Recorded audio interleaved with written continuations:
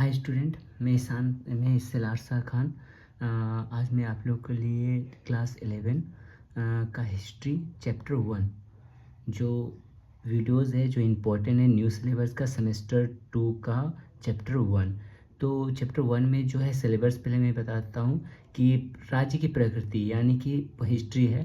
तो इसमें है क्या पहले चैप्टर है नेम ऑफ स्टेट, जिसमें है 1 मार्क्स का जो आएगा 3 क्वेश्चन यानी कि 3 नंबर का, और 4 मार्क्स का आएगा 1 क्वेश्चन जो 4 नंबर का, और एक क्वेश्चन जो है 8 मार्क्स का आएगा, यानी कि चैप्टर 1 जो है नेम ऑफ स्टेट जो है वो 15 नंबर का आएगा।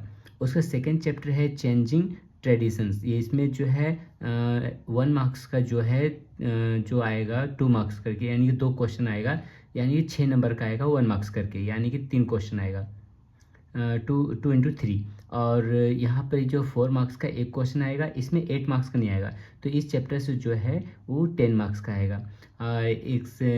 एक्सपेंडिंग हॉरिजॉन्टल में आएगा 3 क्वेश्चन एमसीक्यू का, और एमसीक्यू मतलब शॉर्ट टाइप क्वेश्चन का, और एक क्वेश्चन जो है 4 मार्क्स का आएगा, और एक क्वेश्चन 8 मार्क्स का, यानी कि 15 नंबर का थर्ड चैप्टर से आएगा।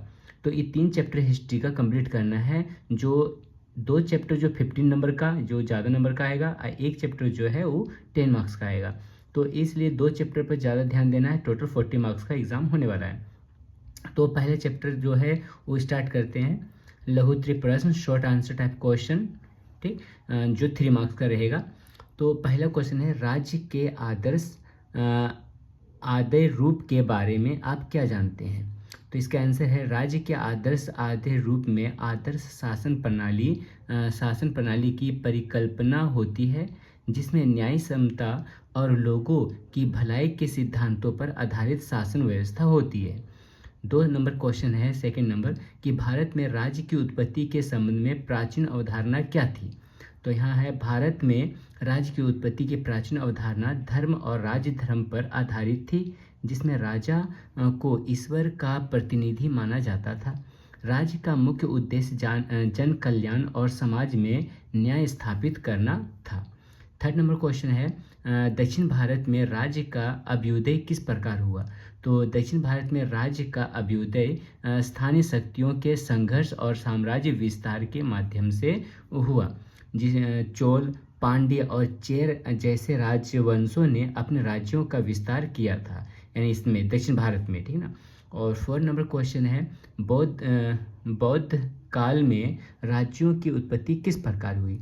तो बौद्ध काल में राज्यों की उत्पत्ति जनपदों के संगठित होकर महाजनपदों में बदलने से हुई, जहां सामाजिक संगठन के साथ साथ आर्थिक शक्ति का विकास हुआ, ठीक। और 5 नंबर क्वेश्चन है यहाँ पर महाजनपद काल में राज्य किस प्रकार अस्तित्व में आए। तो 5 नंबर का आंसर जो हो जा रहा है यहाँ भारत में महाजनपद काल में छोटे छोटे जनपदों के एकीकरण से बड़े राज्य अस्तित्व में आए। इस समय 16 महाजनपद प्रमुख थे, जैसे मगध, कौशल और वजीज आदि, ठीक। और 6 नंबर क्वेश्चन है ऋग्वैदिक काल में परिवार का स्वरूप कैसा था। उस समय परिवार का स्वरूप जो है कैसा था। तो ऋग्वैदिक काल में परिवार पितृसत्तात्मक था, जिसमें पिता को परिवार का मुखिया माना जाता था।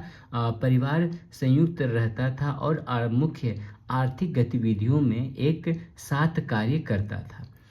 7 नंबर क्वेश्चन है ऋग्वैदिक काल में सामाजिक संगठन का विभाजन किस प्रकार का था। तो इसका आंसर है ऋग्वैदिक काल में समाज का विभाजन मुख्यतः वन व्यवस्था के आधार पर हुआ था, जिसमें ब्राह्मण, क्षत्रिय, वैश्य और शूद्र शामिल थे। और 8 नंबर क्वेश्चन है ऋग्वैदिक काल में लोगों का राजनीतिक संगठन कैसा था। तो ऋग्वैदिक काल में गण सभा और समिति जैसे संगठन थे जो राजनीतिक गतिविधियों में भाग लेते थे। राजा का कार्य समाज की रक्षा करना था, परंतु वह इन संगठनों के परामर्श से शासन करता था। उसके बाद 9 नंबर क्वेश्चन है ऋग्वैदिक काल में महिलाओं की स्थिति कैसी थी। मतलब उस समय जो महिलाओं के ऊपर क्या अत्याचार होता था, कैसा स्थिति था, उसके बारे में लिखना है। तो महिलाओं की स्थिति सम्मानजनक थी और उन्हें शिक्षा, सामाजिक और धार्मिक गतिविधियों में भाग लेने की अनुमति थी, 10 नंबर क्वेश्चन है ऋग्वैदिक काल में राजाओं की स्थिति कैसी थी। तो ऋग्वैदिक काल में राजा को समाज का रक्षक और न्यायप्रिय माना जाता था। राजा अपने राज्य की रक्षा और समृद्धि के लिए जिम्मेदार होता था। ठीक। और 11 नंबर क्वेश्चन है ऋग्वैदिक काल में पुलिस का कार्य क्या था, यानी प्रशासन पुलिस जो है क्या कार्य करते थे।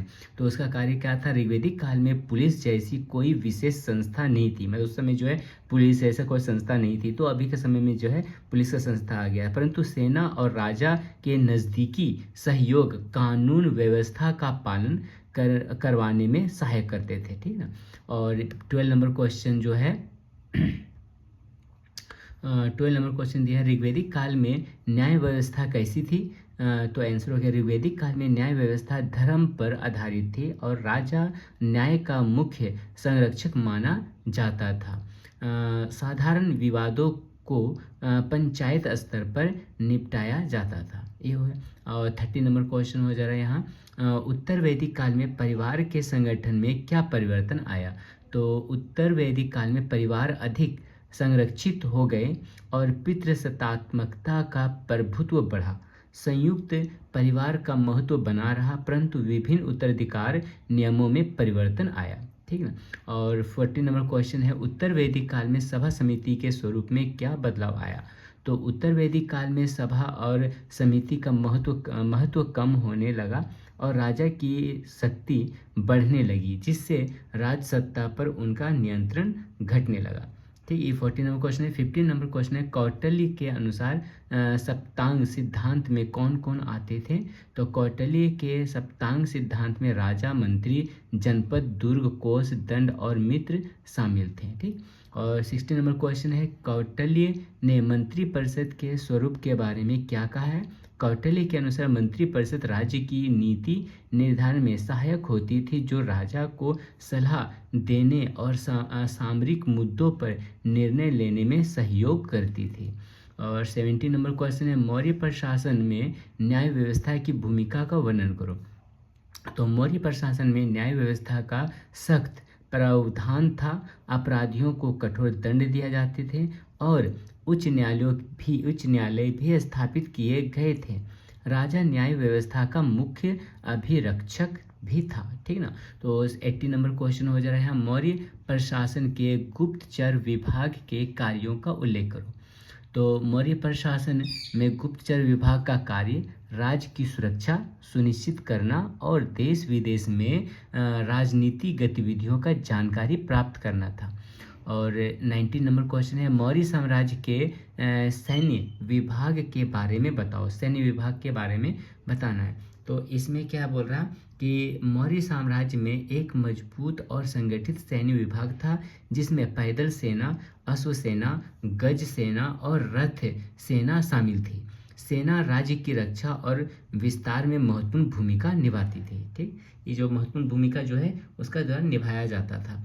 तो 19 नंबर क्वेश्चन है। 20 नंबर क्वेश्चन हो जा रहा है दिल्ली सल्तनत काल में उलेमा का क्या कार्य था। ठीक। दिल्ली सल्तनत में उलेमा धार्मिक और कानूनी सलाहकार होते थे, जो मतलब राजा महाराजा को सलाह देने का कार्य करता था, जो इस्लामिक कानून और धार्मिक प्रथाओं को लागू करने में सहायता करते थे। ठीक। और 21 नंबर क्वेश्चन जो है रोमन साम्राज्य के राजनीतिक संगठन का वर्णन करो।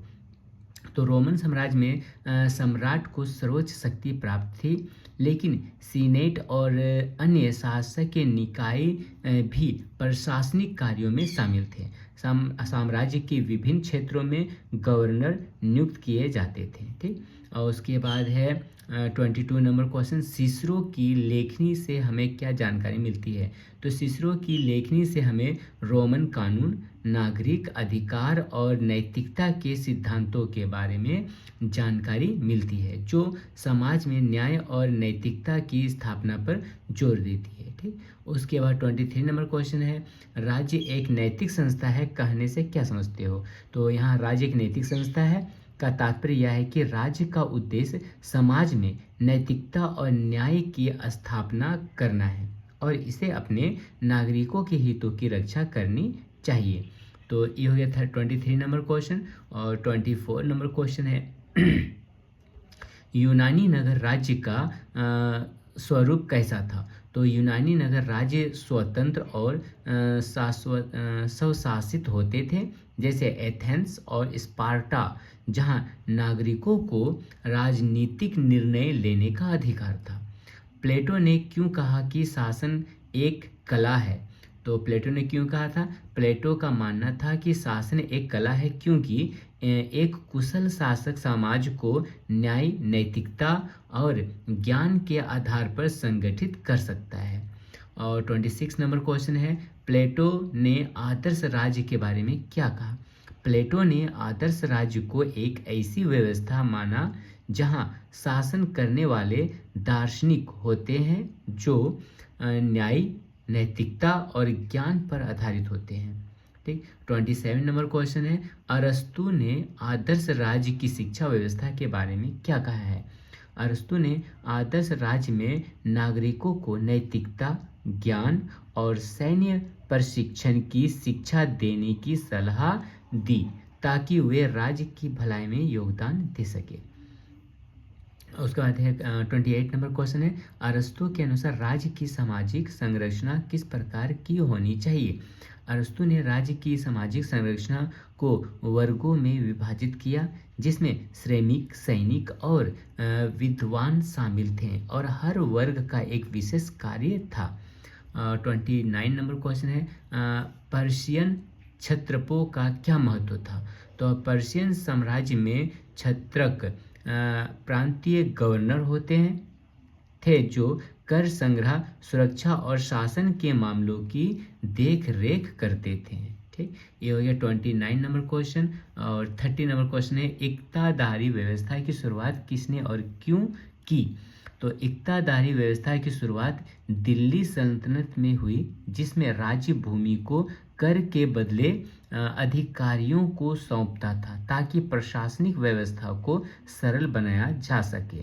तो ये हो गया 30 क्वेश्चन जो है वो 3 मार्क्स का आएगा सेमेस्टर 2 में, हिस्ट्री लेसन 1 का। अब हम लोग पढ़ेंगे जो है वो 4 मार्क्स का जो रहेगा लघुत्तरीय प्रश्न। तो एक वीडियो जो है यहाँ पर ही, मतलब अभी जो है एक ही वीडियो में सारा क्वेश्चन दे देंगे तो बहुत ज़्यादा वीडियो बड़ा हो जाएगा, तो इसलिए आज में 30 नंबर क्वेश्चन जो है लेसन 1 का शॉर्ट टाइप क्वेश्चन ही इतना तक करना है। नेक्स्ट वीडियो में जो हम लोग आएंगे लघुत्तरीय प्रश्न, जिसमें शॉर्ट आंसर टाइप क्वेश्चन होगा जो 4 मार्क्स का होगा। तो ये जो है 30 नंबर क्वेश्चन है, इसको आप अच्छा से देख लेना है।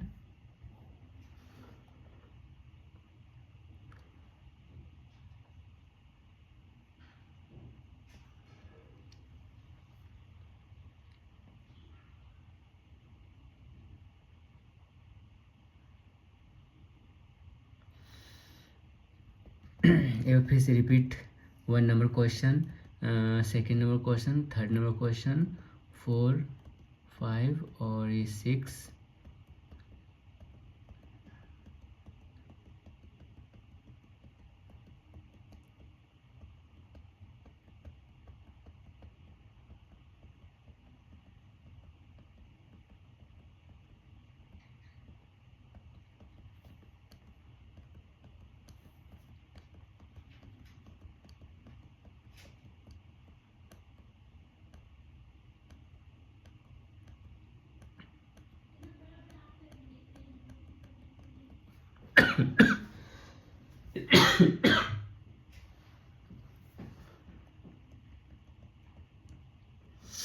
ये 30 क्वेश्चन कंप्लीट हो। अगर कोई भी क्वेश्चन में दिक्कत है या इसका पीडीएफ चाहिए तो आप मुझे इसी नंबर व्हाट्सअप कर सकते हैं, और पीडीएफ कोई भी सब्जेक्ट का मांग सकते हैं। तो पीडीएफ में टोटल सब्जेक्ट का पीडीएफ एक बार मैं दे सकता हूँ। तो इसलिए कोई भी दिक्कत होगा तो आप मेरा इस नंबर पर ही कॉल करना, और पीडीएफ की ज़रूरत हो कोई भी सब्जेक्ट का या कोई भी क्लास का, तो टोटल कोई भी क्लास चाहे 5 से लेकर के 12 तक का जो भी क्लास का पीडीएफ चाहिए तो उसका पीडीएफ मांगने से टोटल मैं पीडीएफ व्हाट्सएप में भेज दूंगा।